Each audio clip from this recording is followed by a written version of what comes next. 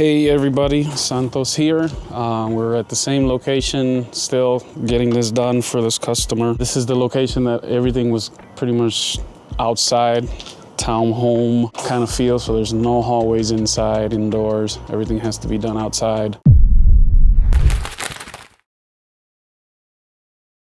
Last week we talked about how we had to trench just to get some connections between buildings. Today we're actually running a whole other side of this location. Something interesting on this side is that we can't trench. There's a lot of sidewalk, a lot of substrate, things like that just make it really hard to trench. Spoke to the manager of this place and we found these very cool clips online. A place called easycableclips.com. They make these special clips that you use to essentially clip the cable in the siding in a way that is done, doesn't look bad, looks very neat. Talked to him, instead of doing conduit and wrapping this whole side, which involves 3-4 buildings in conduit, he was all for doing this clip.